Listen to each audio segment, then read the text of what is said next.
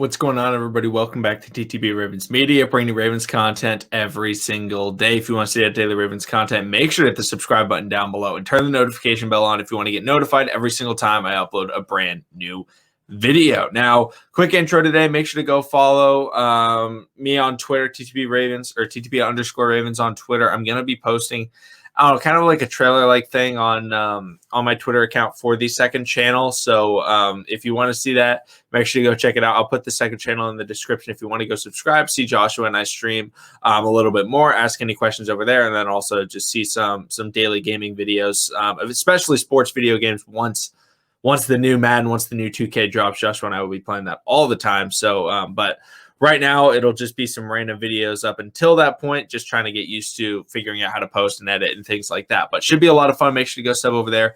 But let's get into this video. What I want to talk about is the extension nobody's talking about in Mark Andrews, because everybody's focusing so much on Lamar Jackson.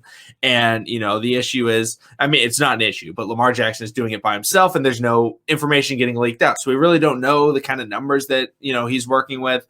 So I figured, okay, talked about Lamar Jackson extension plenty of times. Let's talk about Mark Andrews. And the real question I have is how much money is too much money to pay Mark Andrews? Because the Ravens are a very smart organization. They try and not overpay players, especially after the Joe Flacco fiasco. Overpaying him after he won the Super Bowl and he, made way too much money. And so the Ravens especially recently, have been doing things where they offer players and they say, here is your offer. If you don't want this, you have to go. We will not pay you more. For example, Zadarius Smith. For example, Matthew Judon.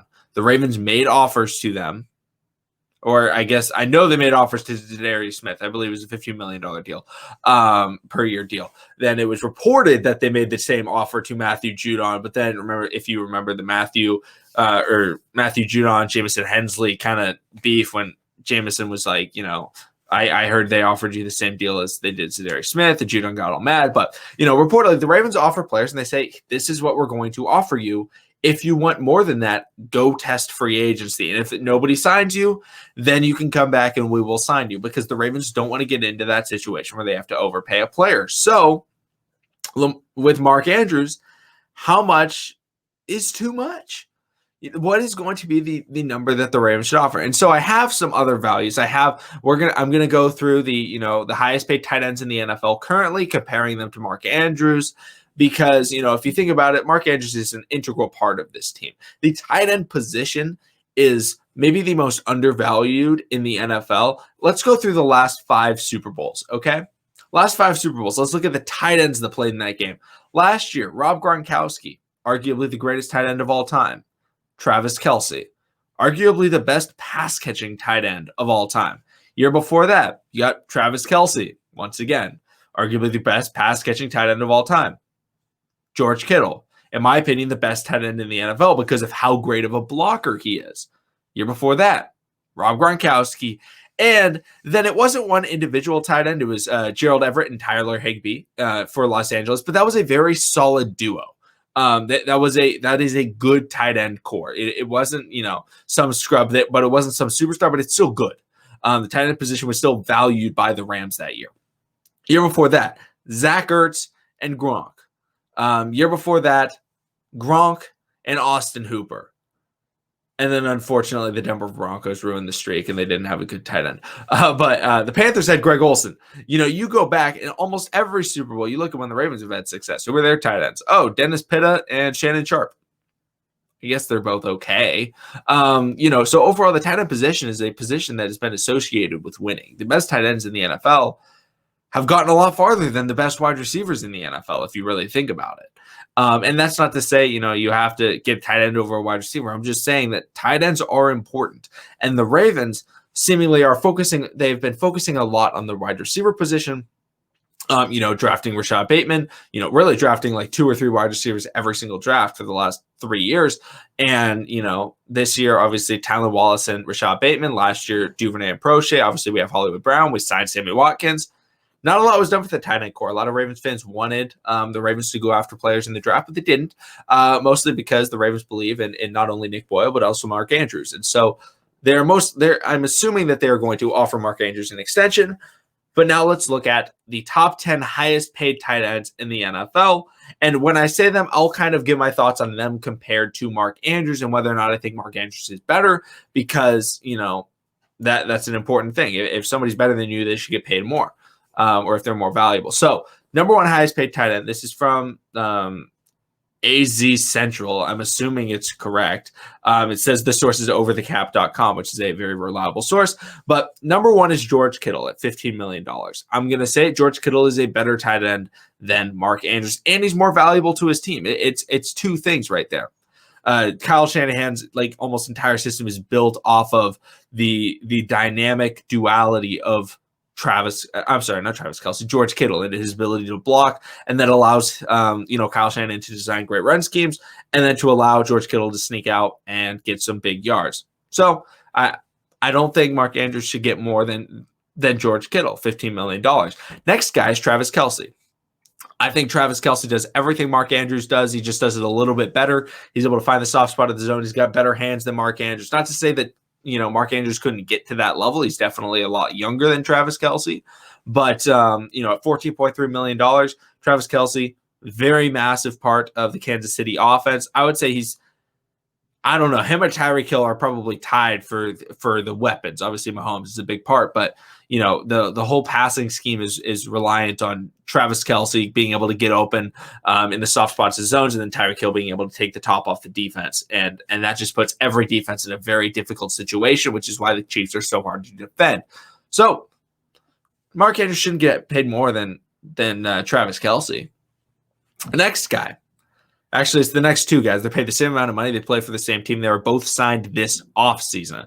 Jonnu Smith and Hunter Henry. Now, that's the big thing, is they were signed this offseason. As the cap is raising, obviously it didn't raise this year, but, as time goes on, people get extended for more and more money, which is why, guys like Aaron Rodgers aren't always number one in the highest paid quarterbacks, because it just shifts. Aaron Rodgers may get the highest at one point, but then, 2 weeks later, Derek Carr comes in, or Matthew Stafford, or whoever comes in, and then they get paid more money, because as time goes on, the positions get more and more money. So that just shows you that Jonnu Smith and Hunter Henry are making barely less than Kelce and Kittle.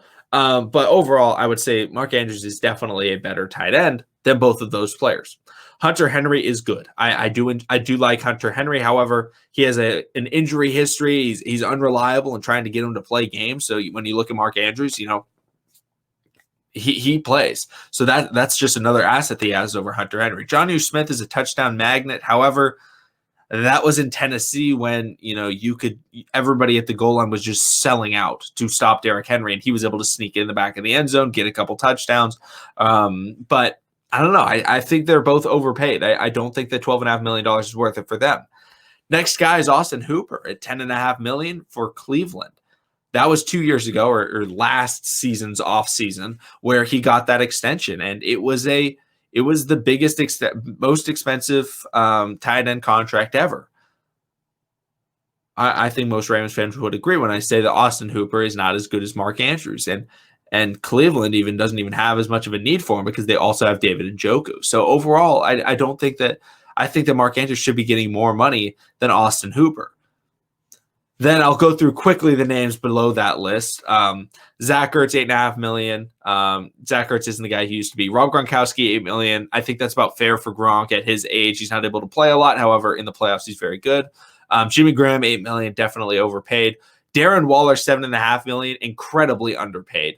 That's the real guy to look at, is Darren Waller. However, Darren Waller was completely unproven when he went to Oakland, so that's why he is underpaid like he is. He was unproven, and then they got him, and they were like, all right, we'll give you an extension. We like what you could become, and he became a lot better than really what I think anybody ever thought possible for Darren Waller, even us Ravens fans.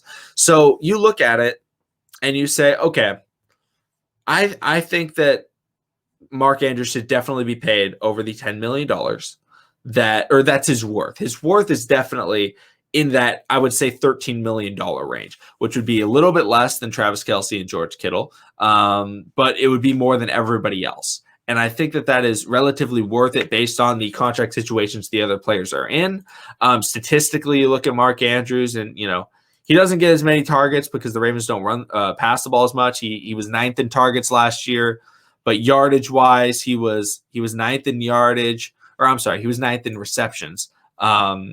He was fifth in yardage, which is very, very good. So, he's more efficient than those other players. And in touchdowns, he ended up having 8 touchdowns. Or I'm sorry, he had 7 touchdowns. Trying to read the graphic. 7 touchdowns, which is good for 6th in the NFL. And that's something where you look at Mark Andrews and you're like, all right, he's going to give you touchdowns. He's going to be efficient.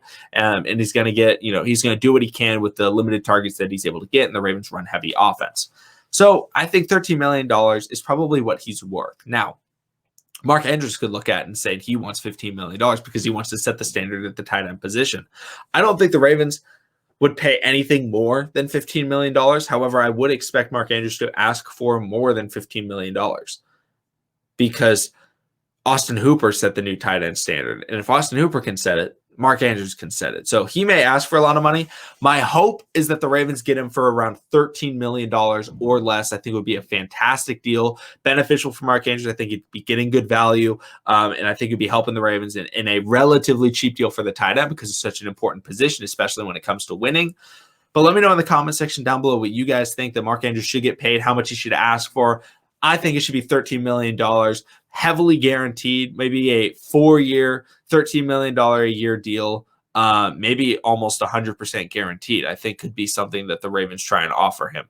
And 4-year, $13 million deal, I don't want to do the math off the top of my head. However, I would think that's a 4-year, $52 million deal. If I'm incorrect, I'm sorry about that. But overall, that would be a very, very good contract for him. Guarantee all of it, and I think he could possibly be willing. But let me know what you think. Let me know if you disagree. Make sure to subscribe to the second channel. Make sure to subscribe to this channel for daily Ravens content, and I will see all of you again tomorrow.